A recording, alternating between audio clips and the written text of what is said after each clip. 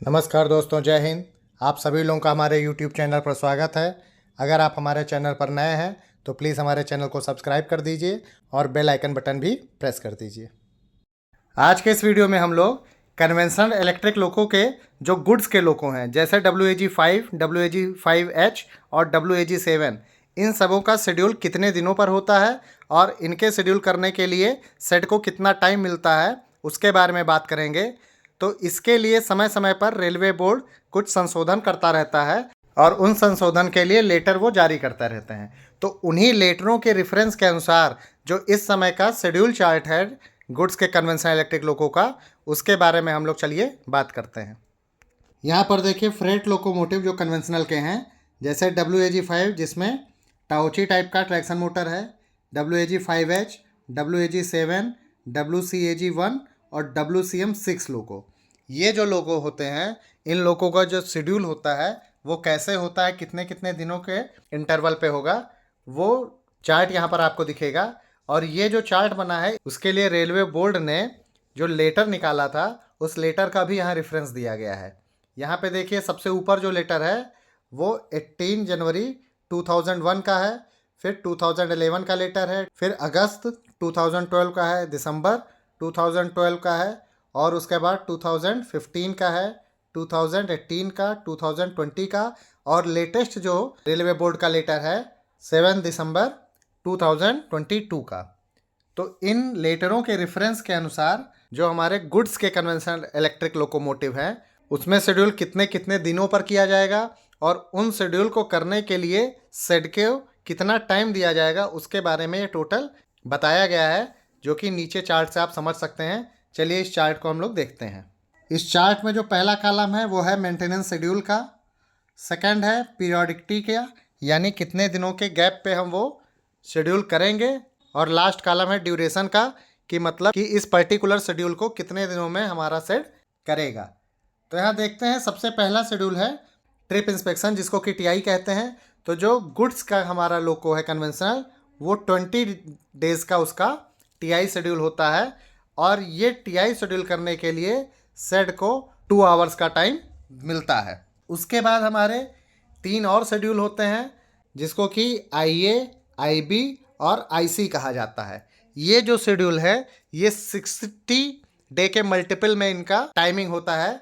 जैसे IA होगा 60 days और IB होगा 60 के नेक्स्ट मल्टीपल यानी 120 डेज में, और IC होगा 180 डेज, यानी 60 के मल्टीपल डेज में ये हमारे शेड्यूल होते हैं।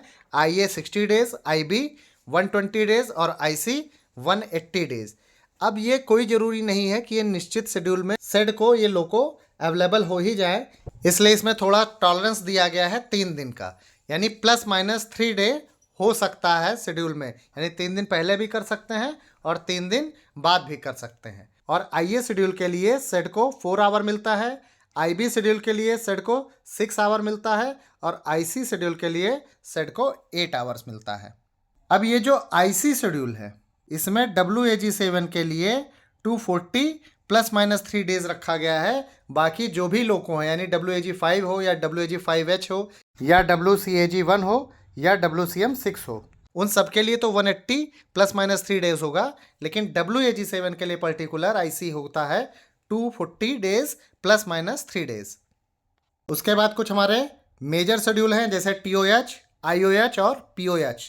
TOH को बोलते हैं टर्म ओवर हालिंग, पहले इसकी जगह AOH होता था, यानी एनुअल ओवर हालिंग, अब ये है टर्म ओवर हालिंग। इसमें सभी गुड्स कन्वेंशनल इलेक्ट्रिक लोको के लिए 2 ईयर का पीरियोडिकटी दिया गया है, यानी 24 मंथ्स, और टॉलरेंस में +- 15 डेज, और इसके लिए सेट को 6 वर्किंग डेज का टाइम दिया गया है। IOH जो होता है, इसका मतलब होता है इंटरमीडिएट ओवर हालिंग, और ये सभी गुड्स कन्वेंशनल इलेक्ट्रिक लोको के लिए 6 ईयर का टाइम है, यानी 72 मंथ +- 1 मंथ, या 6 लाख किलोमीटर, दोनों में से जो पहले होगा। यानी अगर इंजन हमारा 6 लाख किलोमीटर रन कर चुका है तो उसका शेड्यूल IOH पहले किया जाएगा, भले ही उसने 6 लाख किलोमीटर 5 साल में ही उसने अर्न कर लिया हो।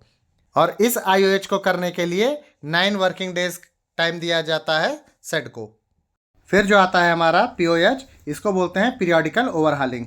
ये सबसे मेजर शेड्यूल है किसी भी इलेक्ट्रिक लोको का शेड्यूल के लिए, और इसकी पीरियडिकटी होती है 10 ईयर प्लस माइनस 3 मंथ या 12 लाख किलोमीटर में से जो पहले हो जाएगा। यानी अगर लोको 12 लाख किलोमीटर अर्न कर चुका है, भले ही टाइम उसका अभी 10 ईयर से कम हो तो भी उसका पीओएच किया जाएगा, और अगर किलोमीटर उसने अर्न नहीं किया है लेकिन टाइम पीरियड हमारा 10 ईयर हो चुका है तो भी उसका पीओएच किया जाएगा।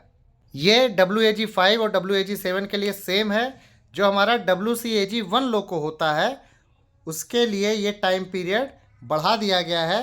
उसमें किलोमीटर तो यही है 12 लाख ही, लेकिन टाइम उसमें है 12 ईयर प्लस माइनस 3 मंथ। और ये जो POH है यानी पीरियडिकल ओवरहालिंग, इसको करने के लिए हमारे सेट को 28 वर्किंग डेज का टाइम मिलता है। ये जो ट्रिप इंस्पेक्शन है यानी TI शेड्यूल, ये ट्रिप सेट में होता है। IA, IB और IC ये तीनों जो शेड्यूल है ये हमारे होम सेट में भी होते हैं और फॉरेन सेट में भी हो सकते हैं। लेकिन ये जो TOH है यानी टर्म ओवरहालिंग और IOH यानी इंटरमीडिएट ओवरहालिंग, ये केवल होम सेट में ही किए जाते हैं। और जो POH है यानी पीरियडिकल ओवरहालिंग, इसके लिए कुछ सेट हमारे अलॉट किए गए हैं, उन्हीं सेट में ये POH शेड्यूल किए जाते हैं। तो ये गुड्स कन्वेंशनल इलेक्ट्रिक लोको का शेड्यूल चार्ट है, इसका आप स्क्रीनशॉट ले सकते हैं। और ये एथेंटिक शेड्यूल चार्ट है। इसमें रेलवे बोर्ड ने अभी तक जो भी लेटर निकाला है उन सबके रेफरेंस के अनुसार ये चार्ट बनाया गया है। आपको लोको का शेड्यूल पता भी होना चाहिए कि कितने दिनों में क्या होता है। और शेड्यूल से रिलेटेड क्वेश्चन जो हमारे रेलवे के डिपार्टमेंटल एग्जाम होते हैं उसमें भी ये पूछे जाते हैं। 2 से 3 नंबर का क्वेश्चन आपका लोको शेड्यूल पे जरूर रहता है। नेक्स्ट वीडियो में हम पैसेंजर कन्वेंशनल इलेक्ट्रिक लोको का शेड्यूल के बारे में हम आपको बताएंगे। मिलते हैं नेक्स्ट वीडियो में। Thank you.